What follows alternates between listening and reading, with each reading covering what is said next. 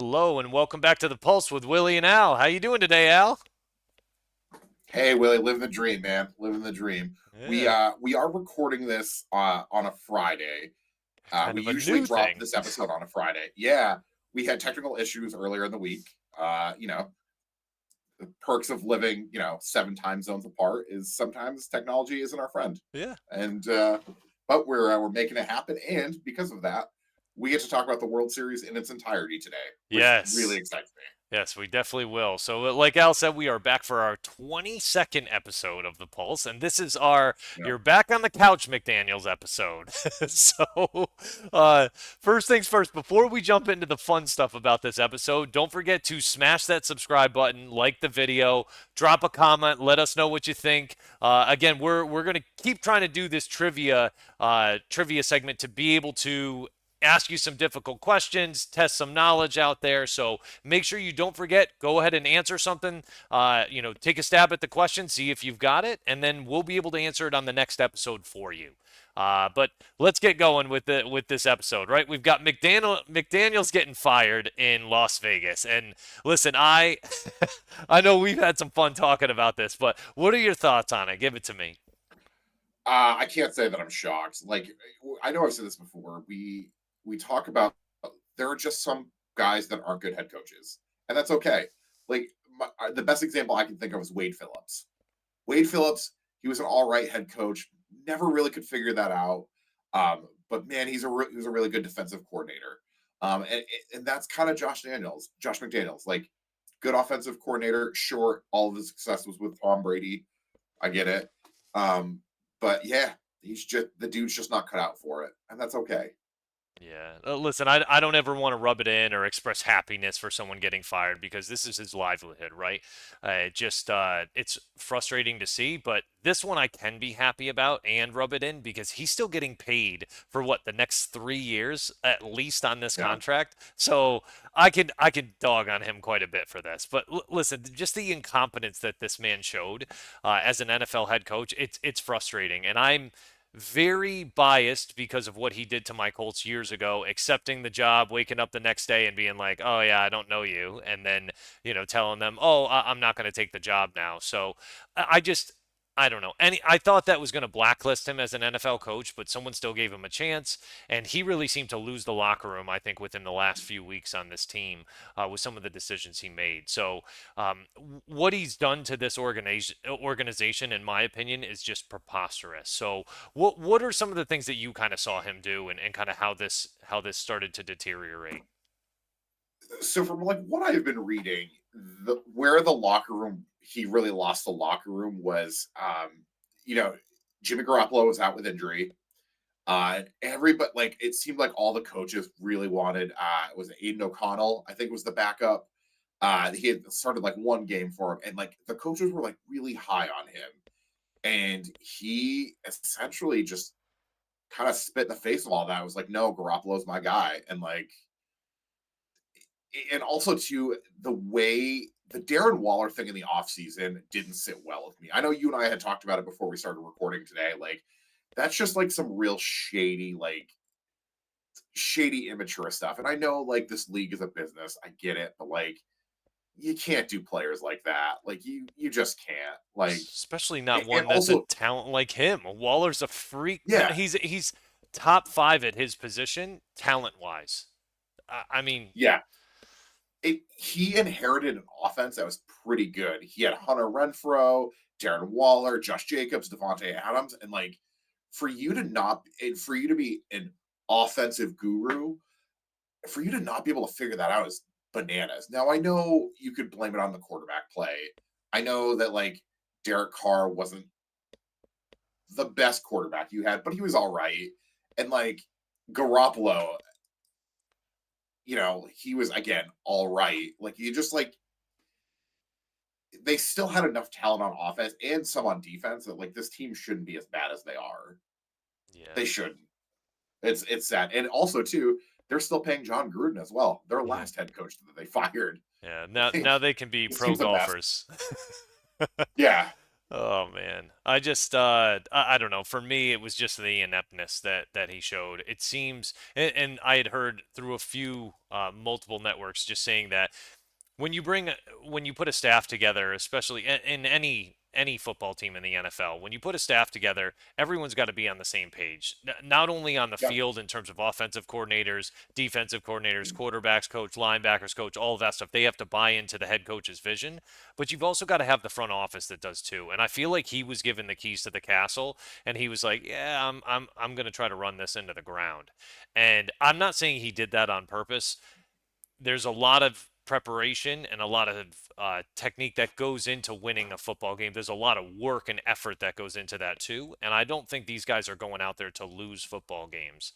But I just, with Yeah. him heading the ship this year, that's why I picked Vegas to win 0 games this year. I really did not believe in them. I don't believe in him. And a lot of the players on that team, I think, are decent players at their position that can help the team win, but I just felt with him at the helm that just wasn't going to happen. And now they bring in a guy, Antonio Pierce, as the interim head coach. And as you look Yeah. at him in the interview, the opening interview that they had, he looked really good. Interview, I mean press conference, but Yeah.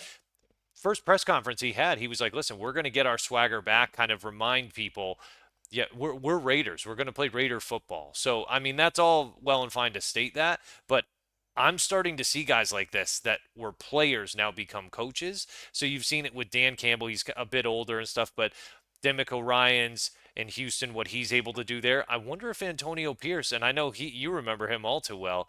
He was on some of those Giant teams, so he's Yeah. but Oh, here it comes now. He's going to have a chance to be a head coach in very different scenario than I guess Jeff Saturday coming in the way he did yeah. last year. But I wish Antonio Pierce the best. What do you think he's going to be able to do there? I mean, it can only go up from here. And you know, too, the thing that I kind of worries me with the Raiders, to take it back for a minute, is they kind of were in this situation before McDaniels where they fired Gruden, and they had, what was the special teams coach? Rich. Bisaccia, right? Yeah, he was, and the guys loved him. Yeah. Everybody loved him. They rallied around him. They made the playoffs. They lost to the Bengals in the wild Yeah, card but they game. beat the Colts to make the playoffs that year, right? Like the Yeah, Colts were supposed to make it, and all the Colts had to do was win like one out of their last 3 games, and they dropped to was that when? Jacksonville, Tennessee, I think, right? Jacksonville, Yeah, Tennessee, and then they lost to the Raiders the last week, and the Raiders got in. wasn't that the Carson Wentz Yes. Colts quarterback season? Yep. Yeah, okay. Yeah. Oh no, that was that Raider. Yeah, that was a. Oh, that was the rate that the last game of the season was against the Chargers, where they, if they both teams had tied, they both could have made the playoffs, and everybody thought Oh, that's what they were going for, okay. and the Yep. Raiders were like, Yeah. "Fuck you," and kicked the field Yeah. goal. That is kind of funny. But I think too, like, you could tell that, for me, a big tell on a team that's not well coached is the amount of penalties, and Yeah. the Raiders just kept shooting themselves in the foot with that. And that's like that's just poor coaching, and like poor, like, as a head coach, like, your team needs to be disciplined, and that's a pretty big sign that your team's not disciplined and you're not coaching them up well. And because it's one of the fundamentals when you talk about Yeah. coaching, and it doesn't matter what sport you're in. Like even my dad with us used to praise like get the fundamentals right. Some of us wanted to do fancy moves and stuff like that to take a guy down. He's like, Uh, listen, get good at a good single leg, good double leg, and you'll be fine. Don't try to yeah. overcomplicate it. Make sure you become very good at that stuff, and the rest will kind of take care of itself. And then you can build Yeah. on that toolkit as you get better. But that you're absolutely right. Like the outrageous number of penalties that they were committing, it just wasn't good. And I don't know, it just like I said, the frustration we talked about it the other day with Devonte Adams, but I saw it also on Max Crosby's face. That's painful to see. It really Yeah. is. It's super painful because you know the work that they're putting in, and they want to be able to win. They want to be able to experience that success. So Yeah, and Crosby's one of the better linemen in the league, D linemen in the league. he Like, and is. like wasting his prime years on a team that just isn't going anywhere. He's got a I great can't story. imagine that frustration. Yeah, Yeah, he's got a great comeback story too, with some of the addiction troubles that he had, and so I definitely want to see him be able to succeed. And it's frustrating, even like I was saying, Devonte Adams, like he's performed in the playoffs, not spectacularly, but he's done well enough in the playoffs that he can bring some of that experience to this team and kind of get the younger guys to go around that. But anyhow, but let's jump into the Sunday games. Now, listen, we could have gone a bunch of different ways this week with the Sunday games. We could have covered all of them for you, but we decided to just focus on one. I mean, Seattle at Baltimore looked like a good game. Buffalo at Cincinnati, that's going to be an awesome game too. Dallas at Philly, we're hoping that's going to be a great one too. But we decided to go with the premier matchup of Miami at Kansas City. And this yeah, one, kind of funny, it's in Germany. So, already some talk I've heard, like, MVS came out and had the quote that, like, yeah, it really sucks we're going to Germany and stuff. Like, okay, cool for their fans, but, like, I got to get a babysitter for my dogs and my kids and stuff. It's like, really, man? Like, you don't want to be caught on yeah, camera saying that. Don't be ridiculous. So I wouldn't be surprised if he gets yeah. fined by the NFL for those comments.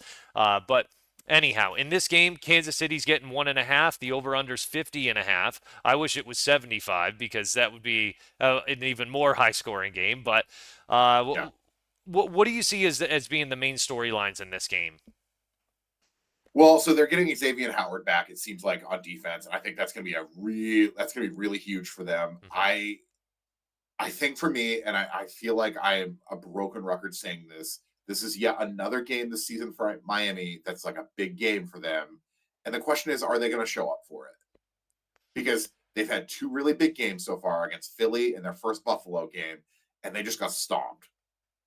And to me, like if you're gonna make a Super Bowl run, like you got to beat the good teams. You got to get up for those games, and Hmm. they can't seem to. And I want to say that Miami's going to win this game, but I don't believe that. Like I don't like.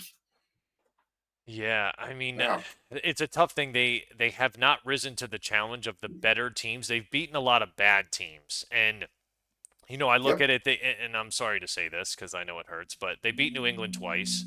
New England's not a good team. They beat the Chargers, Denver, Carolina. The only decent win that they had was week one against the Chargers. And like, I'm not even sure the Chargers are that team, but they got smashed by the Bills. They got beat up by the Yeah. Eagles. And they don't play many good teams the rest of the way, except the last 3 weeks of the season. I don't know if you saw that, but they're playing three very good teams at the end of the season. And I think that's going to be very difficult for them. But I agree, man. Like, I'm still not sold on this Dolphins team. I don't think they're that good. Yeah. I don't think so either. Just looking at their schedule, yeah, their last three are what? Dallas, Baltimore, Buffalo. Yeah. That's oh And those are three playoff teams, according to this. Like, yeah. I know Buffalo currently sits behind Miami, but Buffalo is that team that even if they get in as a wild card, do you think Miami, if they get the number one seed, or if Kansas City's got a number one seed, do you think any team wants to play Buffalo in the playoffs? No one's like, I don't yeah, think bring them so. in. Like, and they're another team, right? Buffalo, a good team for Buffalo could show up, a bad team for Buffalo could show up. But with Miami, I feel like Buffalo's beaten good teams before or hung in there close enough that I've said, all right, they can be respected, right? Like they've gone toe to toe with Yeah. Kansas City before. They've gone toe to toe with Cincinnati. I feel good about them. With Miami, it's either like boom or bust. Yeah. I really feel that way. So Yeah. it also, I think another thing too, like which two do you think we're going to get this game? Like, is Tua going to show out on the international stage, or is he going to get, are we going to see three Chris Jones sacks in this game? Yeah, I think a lot of that hinges. I think for the Tua that's the most successful is when they're running the ball 4 or 5 yards of carry. It's going to really, I think a lot of it's going to depend on Moser and like, can he run the ball against this team? And the Chiefs are a team you can run against. Yeah. You can, and like if Miami can run the ball successfully, that's when their offense really shines because then you have to play them honest, and then that's when you get guys like Waddle and Tyreek in single coverage, and then it's game over. Well, Like, yeah, I mean, you had mentioned before one big thing for Miami, they're getting Teron Armstead back, and that's, I yeah, mean, to yep, having that blindside blocker, that's a big deal. I say blindside, but Tua is a lefty, so it's really not his blindside, but most yeah, quarterbacks blindside, right? So, but yeah, him being back, that's a really big deal for Miami because he's an excellent tackle. I think he's top five in the game at his position. He's an absolute beast, and I don't know, man. Like I've seen Mike McDaniels, he's schemed really good against coaches, but Andy Reid is a different dude. He is he's a guy that understands. He's had so many years in this league. He's seen plenty of different coaches and knows how to be able to take away key components or do just enough each time to still get that win. So I don't know. You've said it before when we've talked about the World Series. Until you beat the champs, until you knock them off, I mean, they're still going to be the champs. So, yep.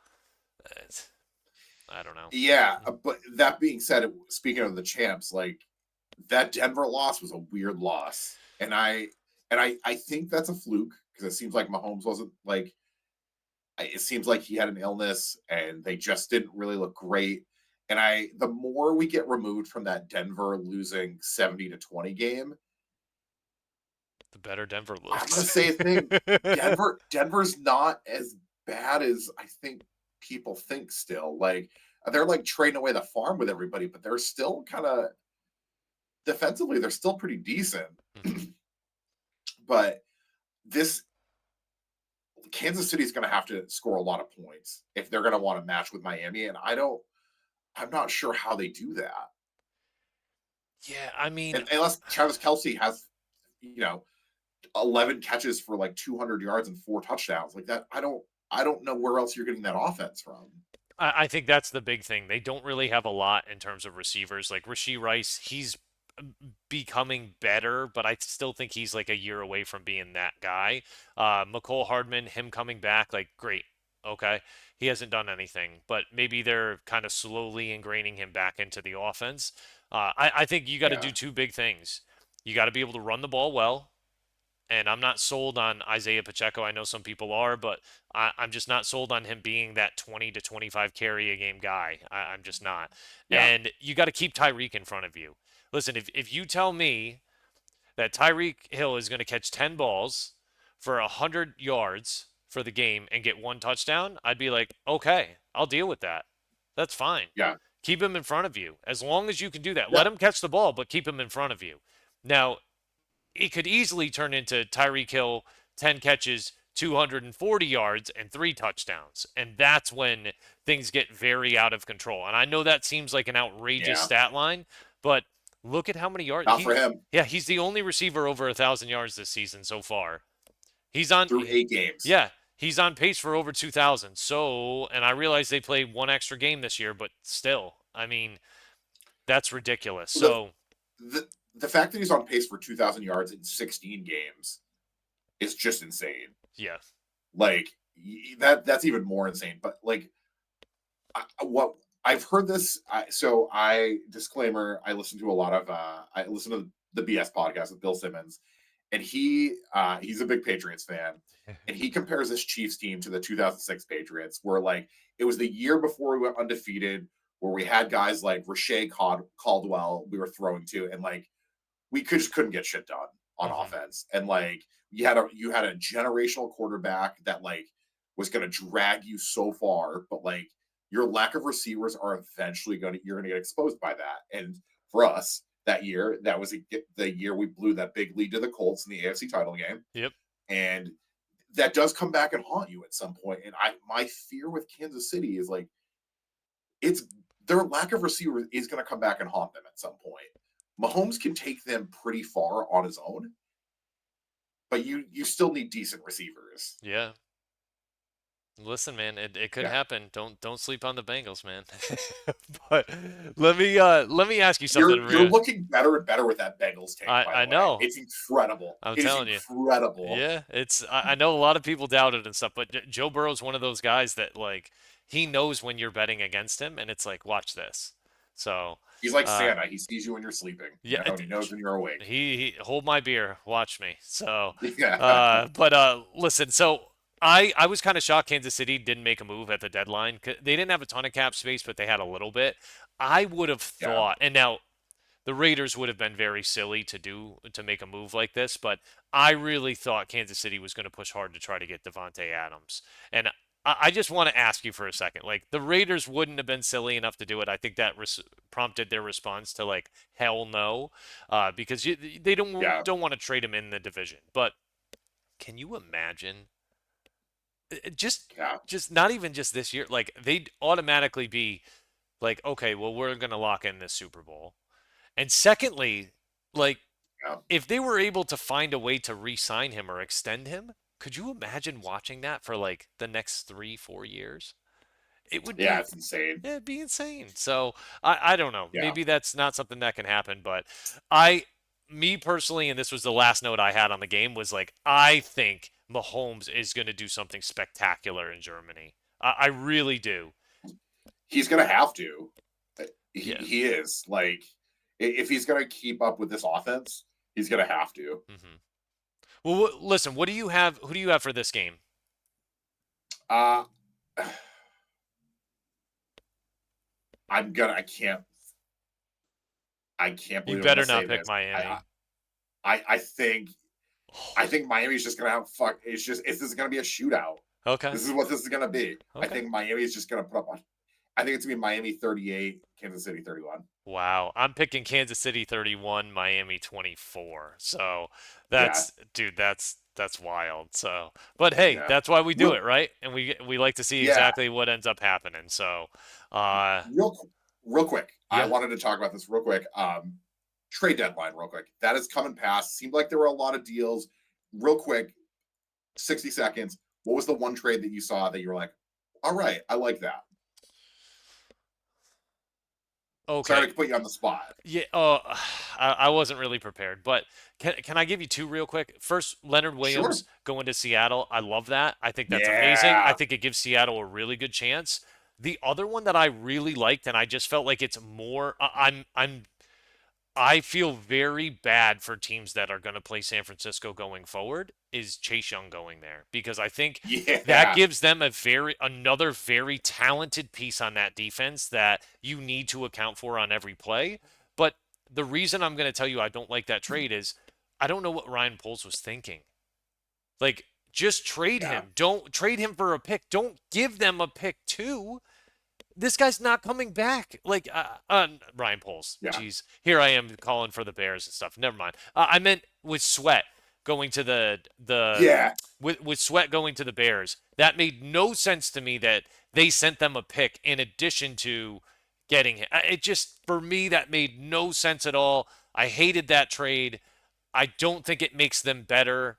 Uh, I don't know what it does, man. It just to me that didn't feel good. They made a bad decision letting go of Roquan Smith last year, and then they bring in two guys that aren't that good that they signed to big deals for the money that they were going to pay Roquan Smith. I get you get two guys for one, but like, and then they Yeah. make this move too. I don't know. Like you don't see Yeah. good teams. Like Howie Roseman is not going to make a trade like that. It's Yeah. Yeah. he's just Howie not. Roseman's just gonna fleece guys. That he's just gonna He fleece people. is, dude. There's a Yeah. reason there's a reason successful teams in the NFL are successful. Bill Belichick was never going to do that. You saw some of when they traded No. away Chandler Jones. Guess what? He came back. Jamie Collins, they traded him away. Guess what? He came back. Like they're J.C. Jackson, another one. They let him go in Yeah. free agency. Guess what? He came back. They didn't have to pay him that kind of money, right? Like it's just I Yeah. don't know. I see these moves that smart teams make, and it doesn't seem like the Bears are that team that makes it. So long-winded answer. I'm sorry, but what was the best one you liked? This is gonna be a weird one for me. I weirdly liked that the Vikings traded for Joshua Dobbs. I I weirdly liked that. I don't know how much that's gonna move the needle, but that's the Vikings saying, like, hey, I don't think we're necessarily giving up on this season. yeah, And that we have a puncher's chance for that number 7 seed for the wild card. yeah. And I honestly, I'm here for it. Look I around am the rest here of for it. the league, man. What other team are you seeing that could fill that 7 spot that's good or better than the Vikings? I mean, And Jefferson's going to be come back in a few weeks, and they say like, he's ahead of schedule. They say he's ahead yeah, of schedule. So I mean, look, let's look at it real quick. You got Dallas and Philly, so there's two. You've got San mhm, Francisco, Seattle. They're probably going to be that's four, right? Detroit, You got Detroit, New Orleans, right? Probably New Orleans yeah. winning that division. Maybe it's Atlanta or Tampa Bay, but there's no wild card coming out of there. Dude, no other team that I'm seeing in the NFC is better than the Vikings. They're going to be there. I mean, Wait, did you say Seattle? yes, Seattle's already in there. Okay, you did. Okay, Yeah, yeah, yeah. yeah, yeah. So No, yeah. That's I. That was a sneaky good pickup that people aren't talking about, and the fact that all they had to go was like what, like I think it was like a sixth. yeah, nothing. Yeah, they said a seventh. Yeah, they said a sixth round pick, And it's a guy and that's played a like lot got of a football this yeah, year. You know, yeah, and hasn't been. He's not wonderful, but he's not terrible. Like, this is what I'm shocked about. Uh, Arizona must be absolutely certain about Kyler Murray and where he's at in order to trade away Dobbs. Because Dobbs gave them a fighting chance, I think. I don't know yeah, how good Murray is right now, but they're going to put him out there as soon as they're able to. In fact, I'm pretty sure they cleared him as healthy as of today. yeah. Maybe yesterday, but that If you're Arizona, you have your pick, and you have Houston's first round pick this year. yeah. Like that Houston pick doesn't seem like that might be a top 10 pick depending on where they fall. But like Arizona has a chance to have like a top 5 pick and a quarterback class that's fucking loaded. Yeah. Like Yep. I And be able to just pair a good top flight first round receiver with that. I'm not yeah, maybe they go Harrison and then they come back and get Bo Nix or I don't know. I'm not sure yeah, exactly how it's going to go, but I don't know. Shador? yeah. Yeah, but no, Eh. that the Vikings trading for Dobbs was just I loved it. I loved everything about that, and that I was shocked when I saw that trade Mhm. because honestly, I know he got traded from Cleveland at the beginning of the season. That would have been a move for Cleveland that would have really helped them. Yeah. No offense to PJ Walker, but like he's not the dude. And Deshaun Watson, I don't think is coming back. I don't know. Yeah. I don't I don't know. Listen, I'm You could tell still me he's gonna play Sunday or not play the rest of the season, and I'd believe both of those. yeah. So I don't know. Listen, I'm still battling through that pinch nerve, so I'm better than Yeah. Deshaun at this point.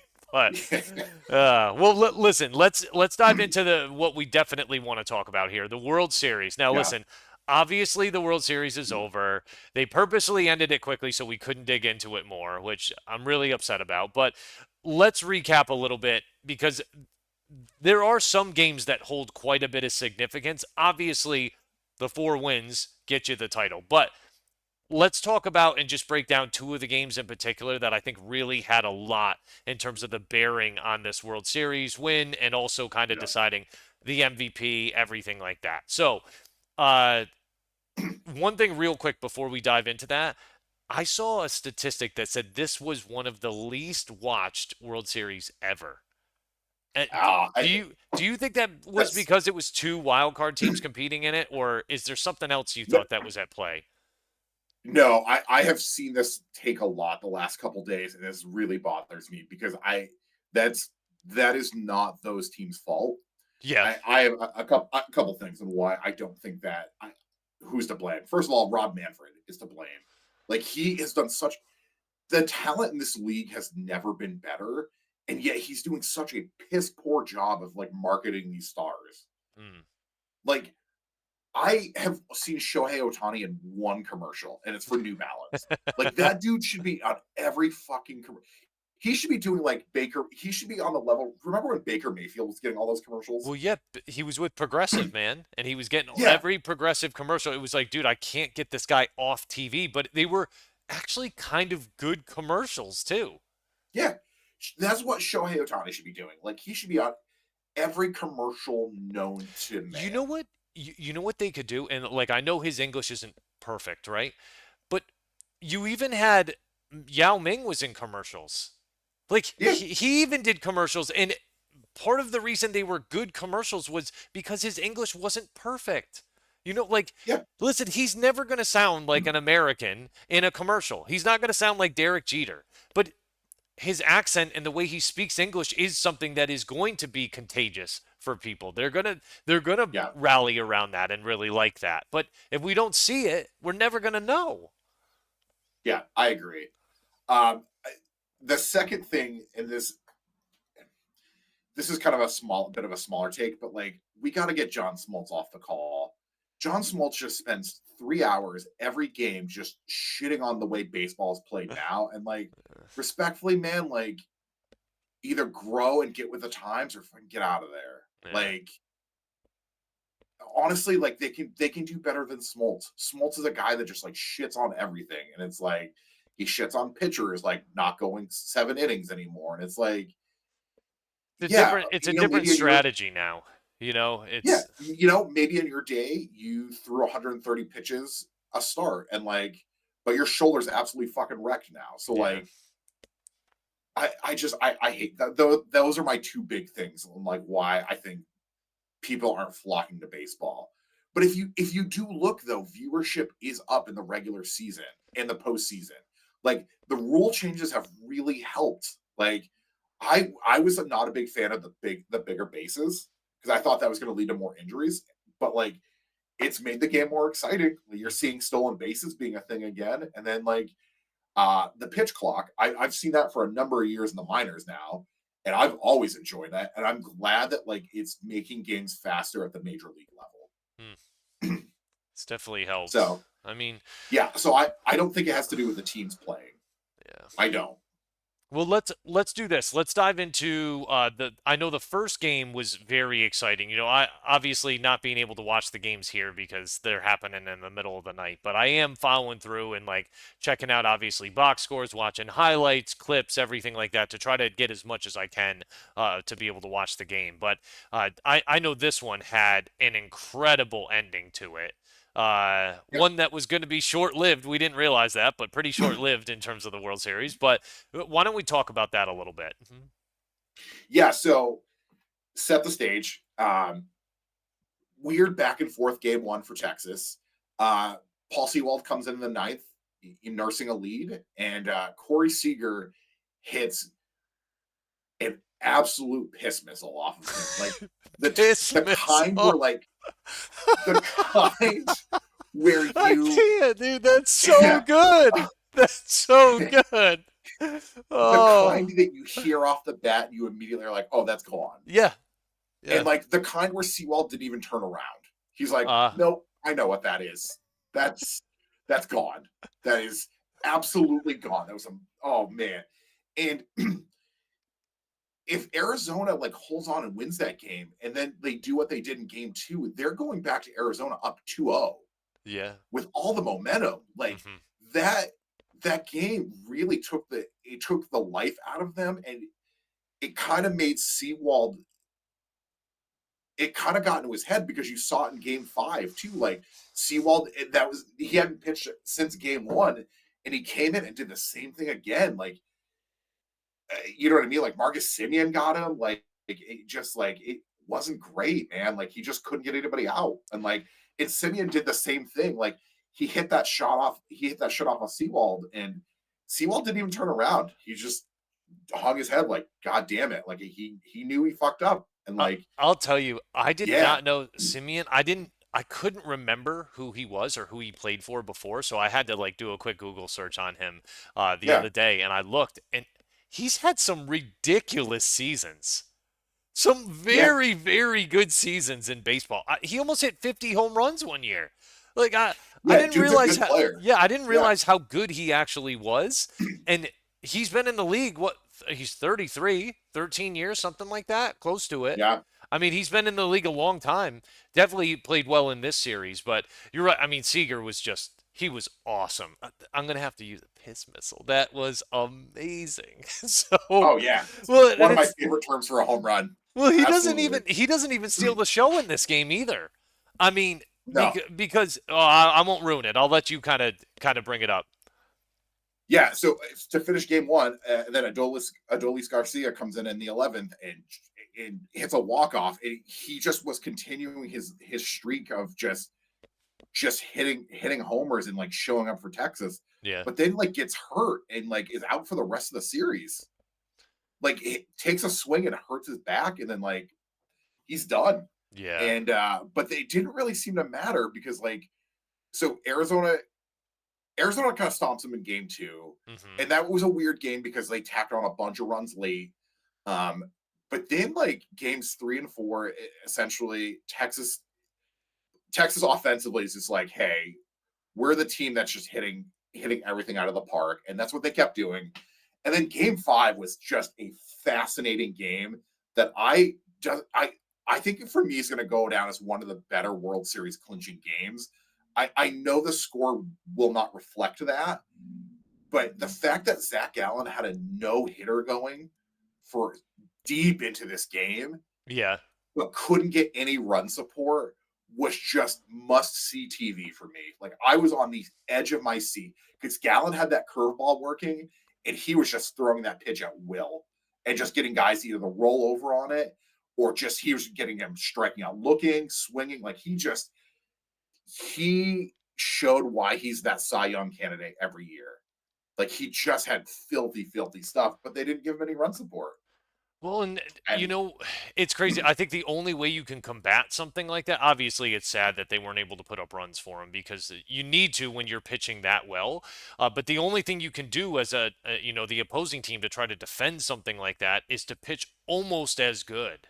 And Evaldi, like, I didn't realize it until I had looked at the stats. He went 5-0 in the postseason. yeah, He was an absolute stud for them in this postseason, especially when you look at it. It should have been guys like Scherzer that were going to be kind of taking the reins on this, but he really was like, "No, get on my back. I got this, boys." Like it was if very, very good to see.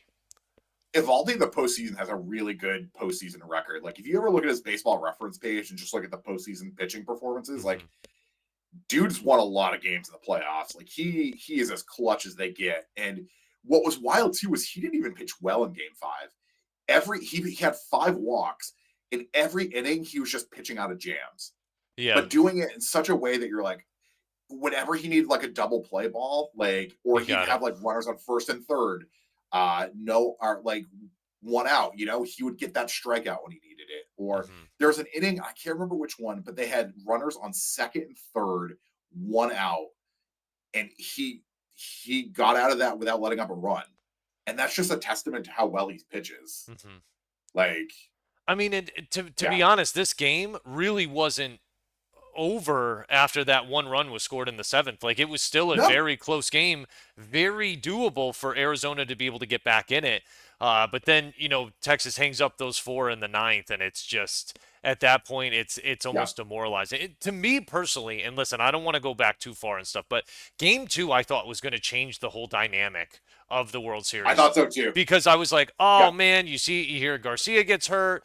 I think they lost a pitcher too in that game, yeah, right? Scherzer got hurt Yeah, too. Yeah, Scherzer. That's what it was. Scherzer got hurt Scherzer too. got hurt in game three, I think, if I remember correctly, because I Oh, think Montgomery started game two. okay. So then, Yeah, all of a sudden they win, and then you're like, oh man, Arizona's really going to turn the tide in this. They're going to have some steam going in this World Series. But it just after that point, it just never got close enough. I thought maybe they might have blown it in Game Four, but they held on. They when you're up 10-0 after 3 innings, it is so difficult to climb back in a game like that.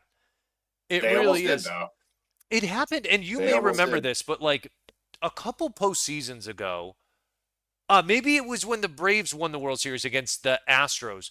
They had come in one of the games and they hit a grand slam, and I was like, "Oh man, they're Mhm. they're going to win this game." And all of a sudden, Houston ends up matching them, coming back. Houston ends up winning that game big, and I just didn't think it was going to happen. But you need to be able to combat that momentum with added momentum to Yeah, be able to do that, and they just weren't able to. They weren't able to put up enough to be able to win. But yeah, it's yeah. just I really thought Arizona was going to steal game five. I like when Garver drives in the first drives Cedar in. I was like, okay, it's 1-0.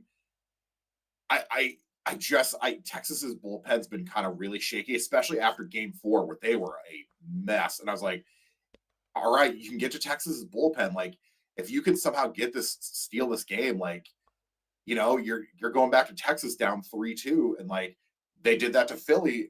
So I really thought they were gonna have a chance. But then like Seawald came in and just didn't have it, man. And like he's been so good for them this season since they got him in that trade. And Yeah.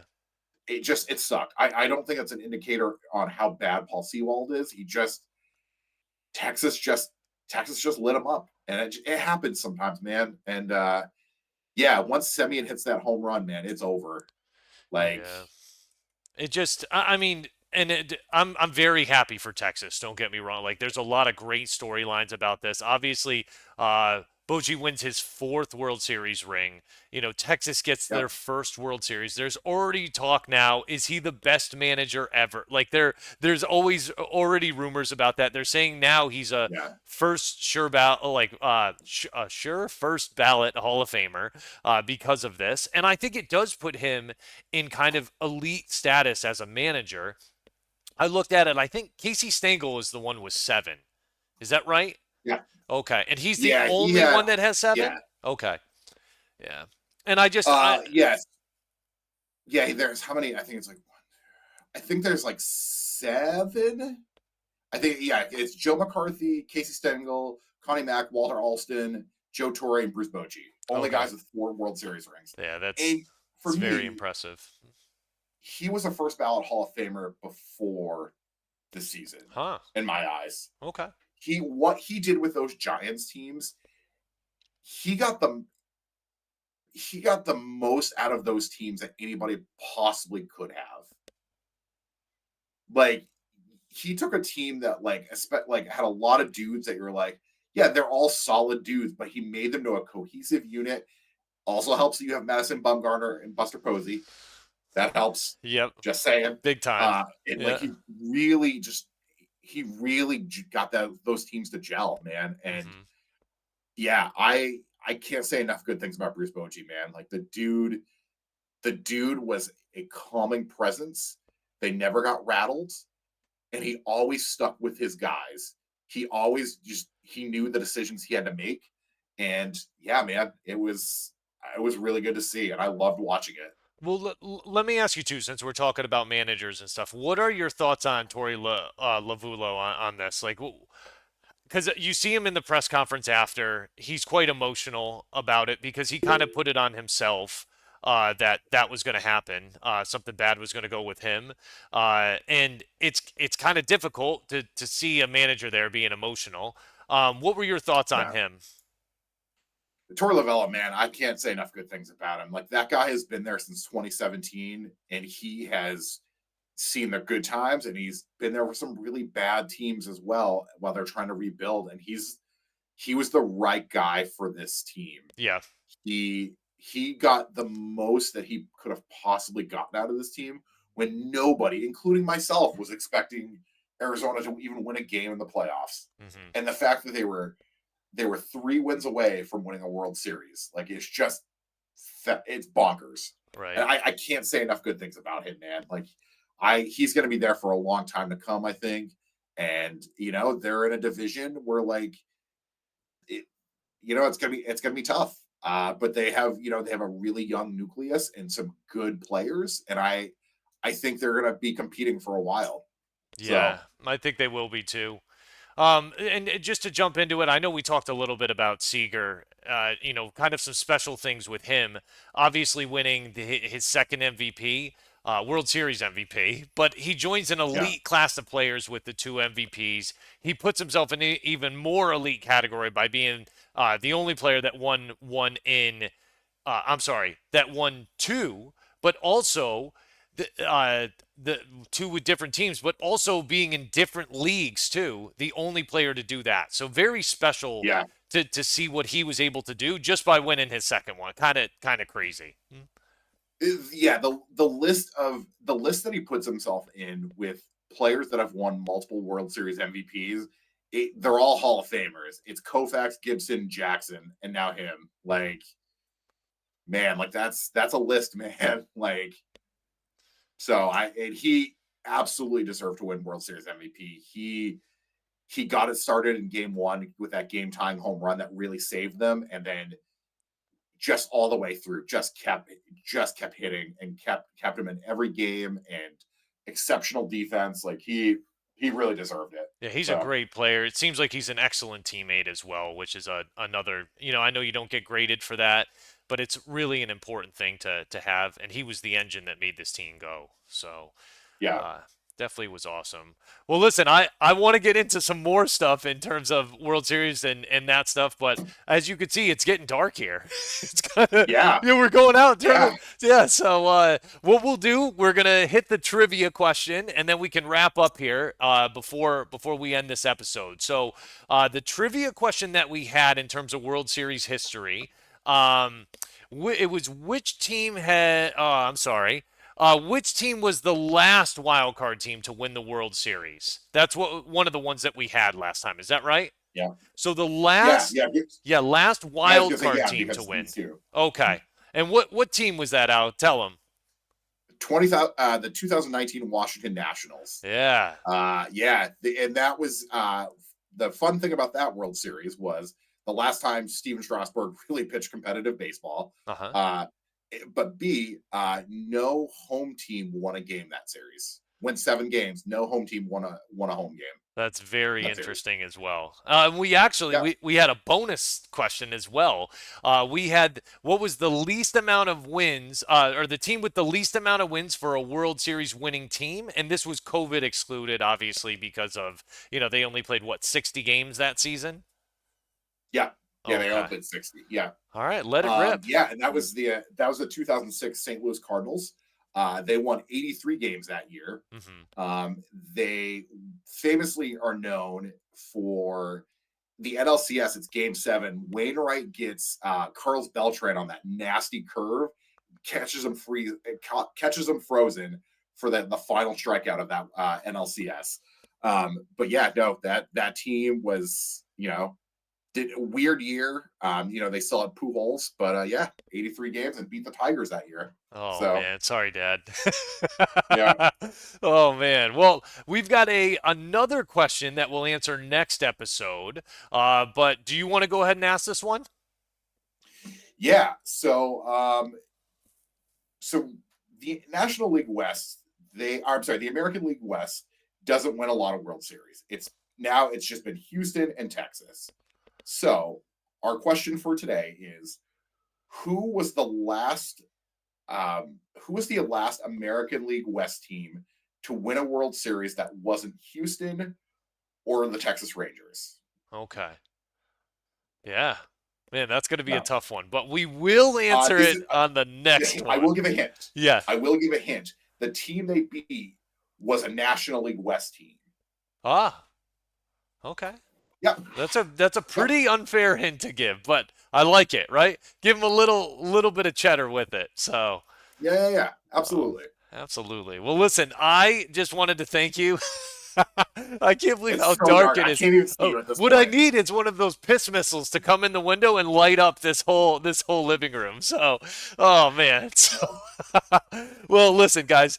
Again, we really enjoyed the support. Keep it rolling in. We love being able to interact with people and kind of answer some of those comments that come in. We hope you enjoyed this episode. We are going to be back next Tuesday to give you our Week 9 reactions and kind of finalize everything in terms of the World Series that we weren't maybe able to answer today. But listen, if you Yeah. like it, if you love it, drop a comment. If you don't, let us know as well. But don't forget Yeah. to smash that subscribe button. Make sure you like the video. You can email us at thepulsewa@gmail.com. Again, you can find me on Twitter at Willie Creeman FF and find me on Twitch at Willie Creeman on Sundays. Though I may try to do it a little earlier this Sunday with the Germany He'll game. have the lights on. He'll have Yeah, the lights on this lights will time. be I on swear that to God. time. Lights will be on that Yeah. time. Yeah. So, yeah. Yeah. But Al, man, another great one. Thank you so much. Love you, buddy. It was another awesome episode. Yeah. I think I can see you. Oh, there you are. Yeah. I love you. Oh my gosh. Jesus. Uh, I Yeah. love you, man. And stay safe, Willie. Yeah. Thank you so much, bro. Take care. Yeah. Peace. Peace.